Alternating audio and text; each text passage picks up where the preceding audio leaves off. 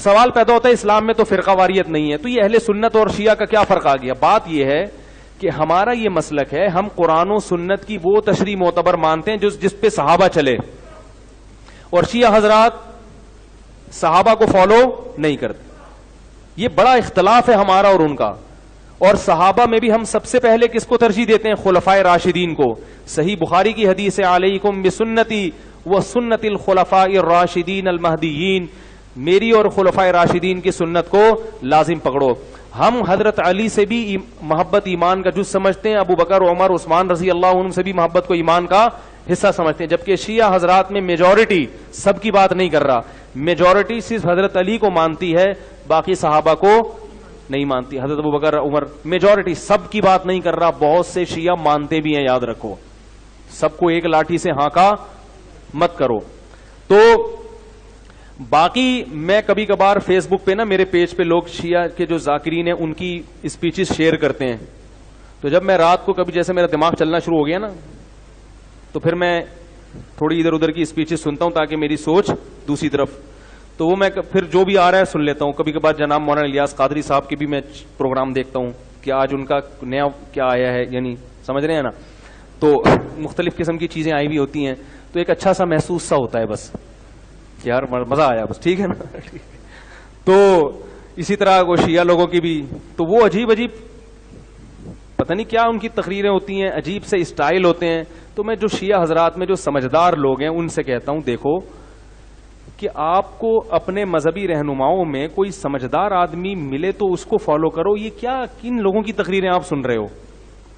Face بک پہ جو sharing ہو رہی ہے, جذبات سے ہٹ کے کبھی ان کی اسپیچز میں غور کیا کرو, یہ کیا باتیں کر رہے ہیں؟ یہ تو فضول, نہ روایتوں کا کوئی سر نہ کوئی پیر, ایسے من گھڑت قصے, یہ تو بیٹھ کے بناتے چلے جاؤ, پھینکتے چلے جاؤ. وہ ہمارے استاد تھے نا ایک, وہ جو جنہوں نے مجھے کہا نا یہ ہائیڈروجن ڈائی آکسائڈ لکھ کے لاؤ, یہ لکھ کے لاؤ, وہ لکھ کے لاؤ, انہی استاد کی بات کر رہا ہوں. اللہ تعالیٰ اگر وہ زندہ ہیں تو ان کو عمر میں برکت دے, اگر دنیا سے جا چکے ہیں اللہ ان کی مغفرت سے, پتہ نہیں کہاں چلے گئے وہ. تو ان میں ایک خوبی یہ تھی کہ وہ تعریفیں اپنی بہت کرتے تھے. اچھے استاد سے, ٹیچر بھی اچھے تھے, لیکن ان میں ایک بات تھی کہ تعریفیں بہت کرتے تھے. تو جب پہلے دن انہوں نے اپنی تعریف کی, ہم نے سنی کہ بھائی ماشاءاللہ بہت اچھے استاد ہیں. اگلے دن آئے, بہت تعریفیں کی. جب ایک ہفتہ ہو گیا, ہم نے کہا یہ تو کچھ زیادہ ہی ہو گیا, یہ تو ڈاکٹر عبد القدیر خان کو بھی انہوں نے پیچھے چھوڑ دیا ہے. تو پھر طلبہ تو کسی کو نہیں چھوڑتے, اسکولوں کے جو اسٹوڈنٹ ہیں نا بڑے ہوشیار ہوتے ہیں. پھر ہم نے دیکھا کہ ایک دن استاذ آئے ہیں اور اپنی تقریر کر رہے ہیں, تو ایک طالب علم کو ہم نے دیکھا ڈیسک کے نیچے یوں یوں کر رہا ہے. اس کو دیکھا دیکھی دوسروں نے بھی ایسا شروع کر دیا. میں نے کہا یہ کیا ہو رہا ہے؟ انہوں نے کہا یہ چھوڑ رہے ہیں, ہم لپیٹ رہے ہیں.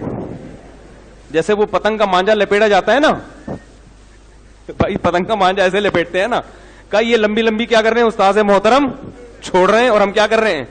کہہ رہے ہیں ہم ایک ہفتہ ان کی تعریفیں سن سن کے تھک گئے ہیں, اب ہم نے لپیٹنے کا کام کہ یار یہ سنبھل نہیں رہی.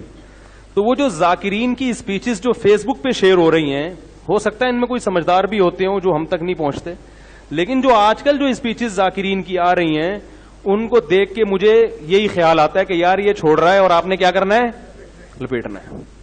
تو وہ جو سامنے بیٹھے ہوئے ہیں پتہ نہیں کیا کر رہے ہیں بیٹھ کے یار, وہ ایک نعرے اور نہ سر نہ پیر.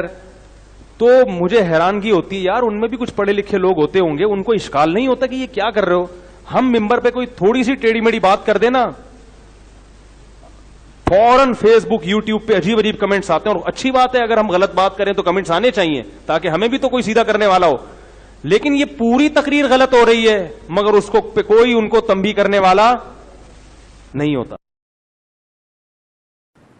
دیکھو رسول اللہ صلی اللہ علیہ وسلم نے ارشاد فرمایا, خواتین سے خطاب کیا کہ عورتیں جہنم میں مردوں سے زیادہ ہوں گی.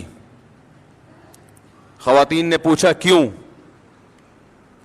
اس حدیث میں تو ہے عورتیں زیادہ ہوں گی, دوسری حدیث میں آتا ہے جنت میں بھی عورتیں زیادہ ہوں گی. ایک اور حدیث ہے. یہ میں اس لیے کہہ رہا ہوں کہ خواتین ڈر جاتی ہیں کہ ہم یہاں بھی وہاں بھی, اگر کیا مذاق ہے. وجہ اس کی یہ کہ خواتین کی آبادی ہی زیادہ ہوگی, تو ظاہر ہے ادھر بھی زیادہ تو ادھر بھی زیادہ. تو پوچھا گیا بھائی وجہ کیا ہے؟ آپ نے فرمایا تکفرن العشیر, شوہر کی نافرمانی کرتی ہو. ناشکری, نافرمانی نہیں, کفر کہتے ہیں ناشکری کو. کیسے ناشکری؟ فرمایا ساری زندگی کھلاتا ہے پلاتا ہے. آج کوئی مرد بیوی کو چھوڑ دے بیچاری کا کیا پرسان حال ہوتا ہے ہمارے معاشرے میں. گھر اس کو لے کے دیتا ہے, گیس بجلی کا بل, چھت مہیا کی, اس کو تحفظ دیا, اس کی اولاد کا ہمیشہ کے لیے محافظ بنا, اتنے بڑے بڑے انعامات احسانات. اور نبی نے فرمایا کسی دن تھوڑی سی اونچ نیچ ہو جائے, اس کی تنخواہ کم ہو گئی بیچارے کی, اب گوشت نہیں لا پا رہا, توریوں پہ گزارا کروا رہا ہے, ناشتے میں انڈے کا انتظام نہیں کر سکا, آج بیگم بغیر ناشتے کے رہ لو, آج ناشتہ نہیں کرتے, ٹھیک ہے نا, تھوڑی تنخواہ میری, حالات ٹف چل رہے ہیں, یا ناشتہ کرو مگر انڈا نہ منگواؤ, پراٹھا ڈبو کے, مفتی صاحب نے کہا ڈبو کے کھانے کا اپنا ہی مزہ ہے, تو آج ہم پراٹھا چائے میں ڈبو کے کھا لیتے ہیں.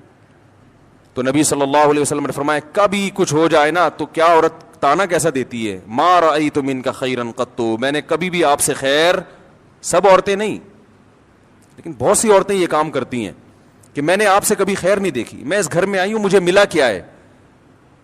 کتنا بڑا زندگی بھر کے ہمارے مسلم معاشرے میں تو مرد تو بہت زیادہ تحفظ دیتا ہے. کیسے باپ اپنی بیٹی کے لیے رشتے تلاش کر رہے ہوتے ہیں کیونکہ اچھا آدمی مل جائے, اور پھر طلاق سے ڈرتی بھی ہیں, کہتی ہیں طلاق دے کے مجھ پہ ظلم کر دیا, مجھے یہ کر دیا. طلاق دے کے کیا کیا, اس نے اپنے آپ سے جدا کر دیا نا, تو اب رو کیوں رہی ہو؟ اس کا مطلب وہ نہ دیتا تو تم پر احسان تھا اس کا کہ اس نے تمہیں ٹھکانہ دیا ہوا ہے. اور دینا غلط سمجھا جاتا ہے معاشرے میں, اس لیے کہ وہ جو تمام تحفظات اس نے دیے ہوئے تھے وہ تم سے چھین لیے ہیں. تو نقصان عورت کا ہوتا ہے کہ نہیں ہوتا؟ تو کتنی بڑی فضیلت ہے. لیکن نبی نے فرمایا کہ تکفرن العشیر, جو عشیر ہے نا ہمیشہ ساتھ رہتا ہے, تو اس کی ناشکری کرتی ہو. تو بھائی اس سے صاف پتہ چلتا ہے کہ جب کسی کی خدمات زیادہ ہوں, باپ اور ماں کا بھی یہی حکم ہے, ابا کو برداشت کرنے کا حکم ہے کہ نہیں ہے؟ آپ کے والد صاحب اگر آپ جے یو آئی میں اور ابا پی ٹی آئی کی تعریفیں شروع کر دیں عمران خان کی, ابا کو بولو کہ ابا آپ میرے دل سے اتر گئے, بولو گے؟ بولو نا بھائی. آپ جے یو آئی کے ہو, آپ دھرنے میں شرکت کے لیے جا رہے ہو اور ابا نے کہا پی ٹی عمران خان زندہ باد, آپ بولو گے یار ابا ایسی باتیں نہیں کرو یار, بس یہی بولو گے نا, ابا یہ نہیں کرو یار, میں دھرنے میں جا رہا ہوں, آپ کہہ رہے عمران خان زندہ باد. آپ ابا کو لکھ کے دو گے ابا آپ میرے دل سے اتر گئے, ابا بولے گا دفع ہو یہاں سے, میں تیرے دل سے اتر گیا, تو میرا باپ ہے جو میرے تانے دے رہا ہے دل سے اتر گیا, تیری اوقات کیا؟ باپ یہی کہے گا نا, میں نے جنا ہے تجھے, ساری زندگی میں نے کھلایا پلایا,